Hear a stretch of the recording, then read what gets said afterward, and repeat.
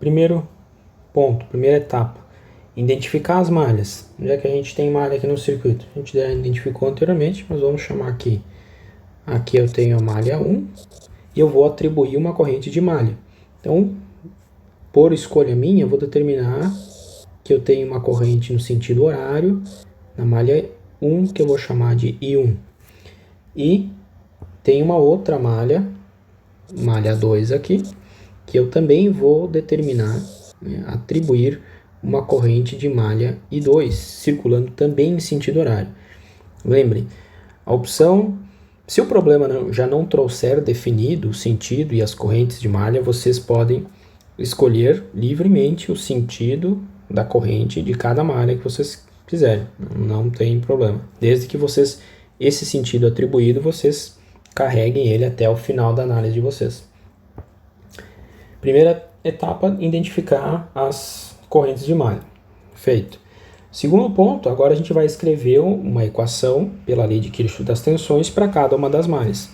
Então eu vou obter uma equação dada pela LKT, lei de Kirchhoff das tensões, para malha 1, certo? Como é que eu escrevo essa equação da LKT para malha 1?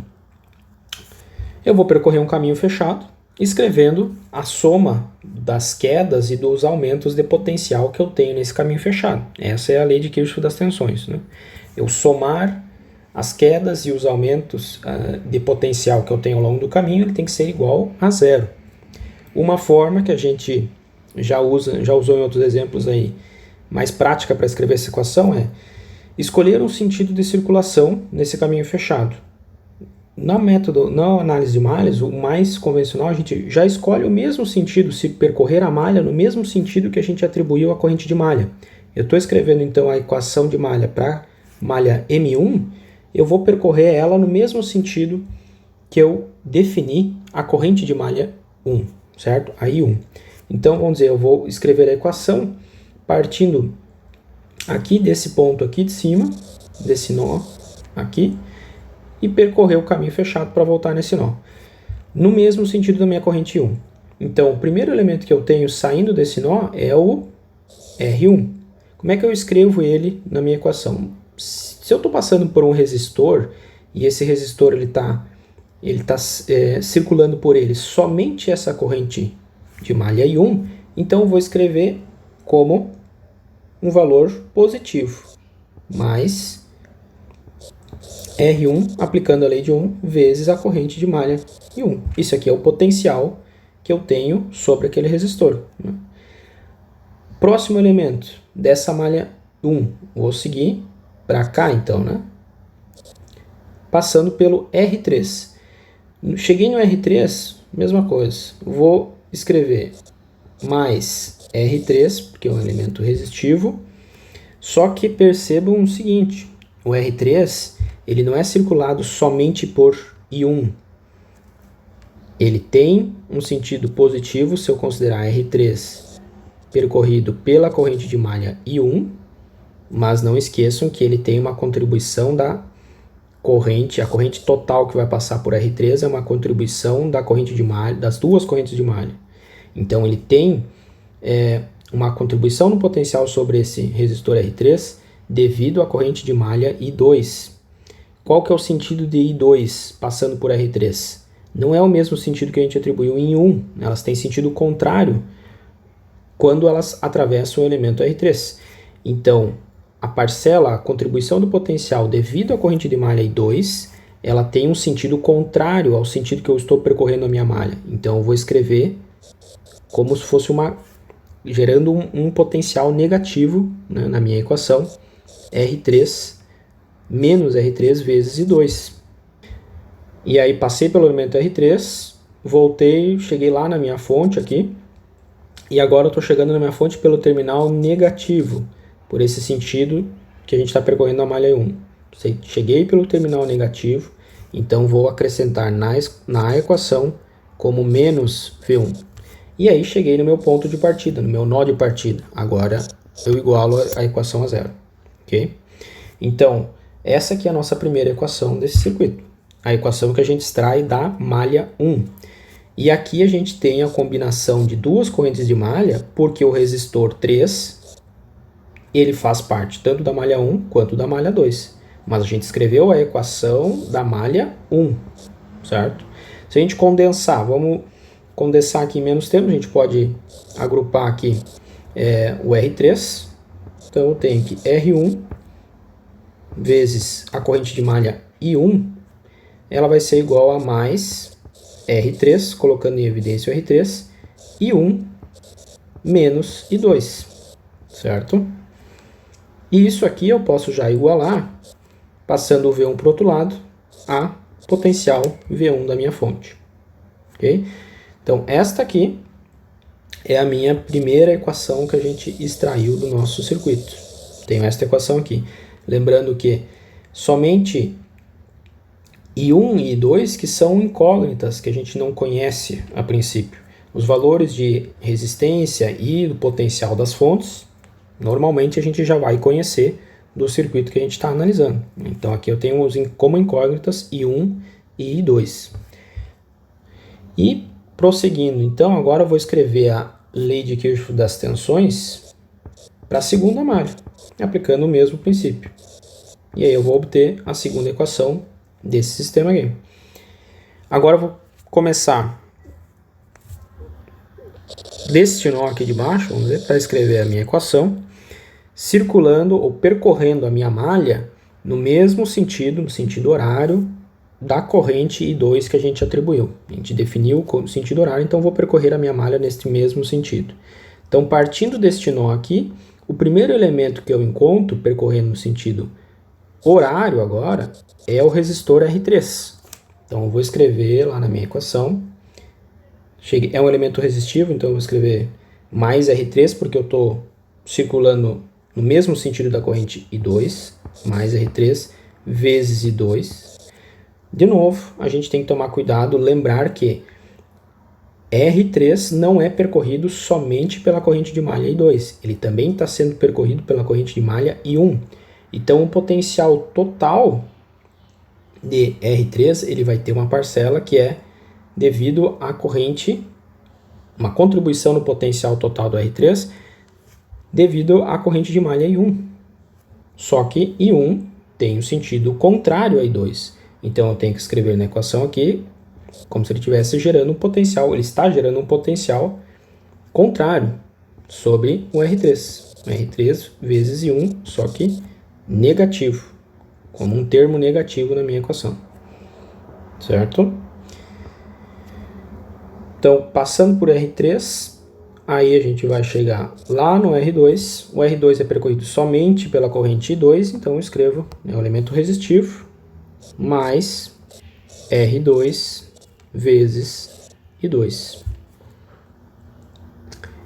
E aí agora na fonte V2, esse sentido de corrente de malha que a gente escolheu, eu estou chegando na fonte V2 pelo terminal positivo. Então, na minha equação da LKT, eu vou escrever este termo como um potencial positivo. Então, mais V2.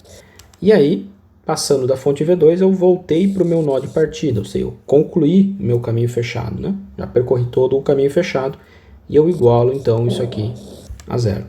Então, essa aqui é a segunda equação que a gente extrai daquele circuito, aplicando a LKT para a malha 2. De novo, a gente pode, vamos ver, aqui colocar em evidência esses termos aqui em R3. Então, R3 vai ser igual a I2, R3 vezes I2 menos I1, ok? Mais R2, I2. E aí, de novo, igualando a menos V2, passando V2 lá para o outro lado. Por que eu já estou passando os termos V1 e V2 para o lado direito da minha equação? Porque V1 e V2 são valores de tensão que a princípio a gente já vai receber no circuito. Então eles não estão multiplicados por uma incógnita, já são valores absolutos que a gente a princípio já deve conhecer. Percebam que nas duas equações que a gente chegou, da malha 1 e da malha 2, o elemento do circuito que está presente nas duas malhas, que é o R3, ele tem um termo na equação que a gente chegou que depende tanto de I1 quanto de I2.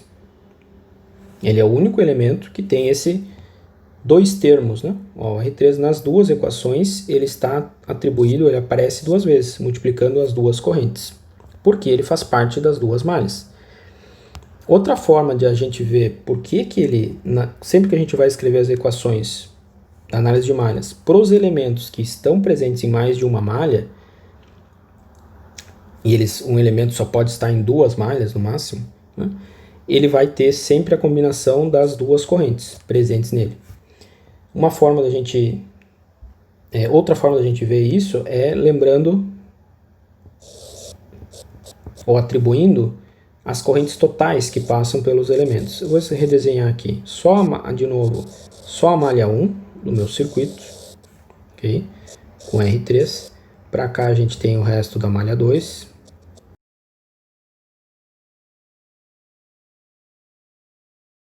V1, R1 e R3, ok? A gente atribuiu aqui uma corrente de malha I1 neste sentido, horário. Qual é que é a corrente total que passa pelo resistor R1? A corrente total que passa pelo resistor R1 vai ser a mesma corrente de malha I1. Então eu vou chamar aqui um valor que a gente já tinha chamado antes de I maiúsculo R1. É a corrente absoluta, a corrente total que passa pelo resistor R1. Pelo resistor R3, aí a gente tem que lembrar que, tem a segunda malha aqui, que a gente atribui um sentido horário também, de corrente de malha I2. E a corrente total que passa pelo R3, lembrem, a gente chamou anteriormente de IR3, que é uma combinação das duas correntes de malha. IR3, ela tem que ser igual ao quê? Nesse sentido que eu atribuí, né, no resistor que eu escolhi, ela tem o mesmo sentido de I1, então ela é igual a I1, mas tem o sentido contrário de I2. É igual a I1 menos a parcela I2 que flui no sentido contrário. Então esse aqui é o valor de IR3. Se a gente agora destacar aqui o potencial em cada elemento, bom, sobre a fonte eu já tenho o potencial V1, negativo aqui, positivo lá em cima, valor V1. Sobre o resistor, qual que vai ser o potencial? Lei de Ohm. No resistor R1, se eu já assumir esse sentido da corrente, então, consequentemente, eu já estou atribuindo também uma polaridade de potencial sobre esse elemento, que eu vou considerar positivo no resistor sempre para seguir a lei de Ohm, né, na forma convencional. A corrente no resistor flui do terminal positivo para o negativo. Então, já estou definindo um potencial sobre R1. Quanto que vale esse potencial sobre R1? Positivo para o negativo. O valor da resistência vezes o valor de R1. Ou seja, vale R1 vezes aquele valor lá, IR1. Ok? E no resistor R3, né, a gente vai ter também um potencial. Se eu já defini a corrente IR3 como fluindo nesse sentido, eu escolhi determinar nesse sentido, então eu já estou assumindo que tem um potencial sobre R3 com polaridade positiva lá em cima e negativa aqui embaixo. E este potencial ele vai valer quanto? Ele vai valer R3 vezes IR3, certo? Este é o valor do potencial que tem sobre esse resistor. Então, se eu aplicar a lei de Kirchhoff das tensões aqui,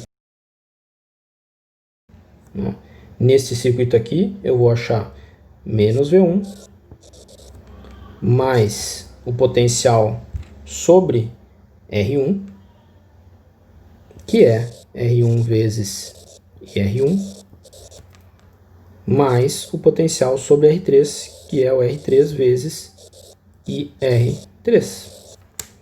Isso aqui igual a zero. IR1 maiúsculo é igual à minha corrente de malha I1. Então, eu tenho aqui o termo R1 vezes I1. E o IR3, como a gente já analisou, é a combinação das correntes de malha I1 menos I2.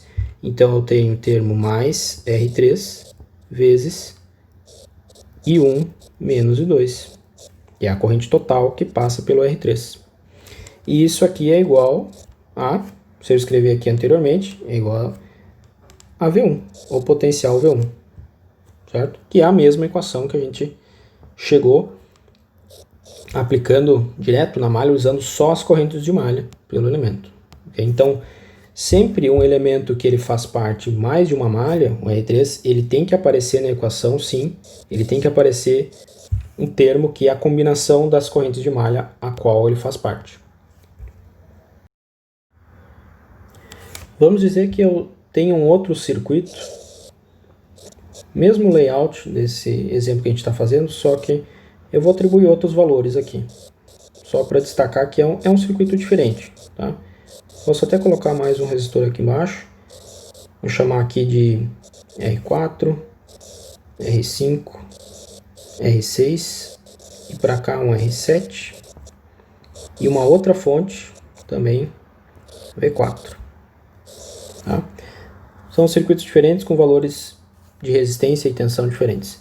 De novo, eu tenho duas malhas, né? Tenho dois caminhos fechados que não tem mais nenhum laço dentro deles, que eu vou chamar aqui nesse caso, para esse circuito aqui, eu vou atribuir uma corrente de malha para esse circuito aqui, para não confundir com o outro lá, vamos chamar de, aqui é uma corrente I3, eu vou chamar aqui a malha I3, e por algum motivo alguém optou por definir na outra malha um sentido anti-horário da corrente de malha, não tem problema nenhum, que eu vou chamar de I4 aqui, certo? No sentido anti-horário, não tem problema algum, né? Lembra, o sentido das correntes a gente é livre para escolher. Vou aplicar, ou vou escrever o primeiro passo a gente já fez, identificou as malhas e identificou as correntes, beleza? Segundo passo, escrever as equações das malhas, então vou aplicar LKT para escrever a equação aqui que a gente chamou de malha 3, né?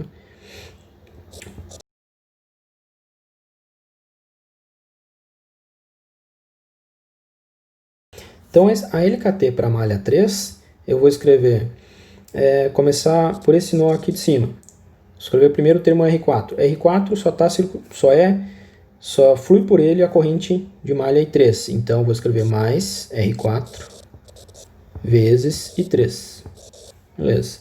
Próximo elemento é o R5. Então, elemento resistivo, vou escrever mais R5. O R5 está em mais de uma malha? Sim. Então, ele está presente nas duas. Ele vai ter que ter, aqui no termo que aparece com R5, uma combinação das duas correntes. Qual que é a corrente total, a corrente real que vai fluir por R5? É uma combinação das duas correntes de malha, I3 e I4. E neste caso aqui, se eu chamar aqui de IR5, qual que vai ser o valor de IR5? Neste sentido que eu atribuí, IR5 é igual a corrente de malha I3 mais a corrente de malha I4, certo? Porque esse sentido que eu escolhi para I4, ele tem no resistor R5 o mesmo sentido de I3, então por isso eu tenho que somar as duas correntes. Então a corrente total que vai passar por R5 é uma combinação de I3 e I4. Como elas têm o mesmo sentido percorrendo o R5, eu tenho que somar as duas correntes. Então essa é a corrente total equivalente que vai passar por R5. Então na hora de escrever a equação da LKT para essa malha, eu vou considerar R5 com uma corrente que circula por ele, I3 mais I4. Então percebam aqui, ó, a polaridade ficou diferente já do outro caso, porque eu escolhi o sentido de I4 de forma que no resistor R5 as duas correntes de malha circulam no mesmo sentido, pelo R5, ok? Então, continuando aqui, terminando de escrever a minha LKT para a malha 3, para essa malha aqui, escrevi já o termo de R5, agora vou escrever o de R6. Então, tem mais R6 vezes apenas a corrente I3 que passa por ele.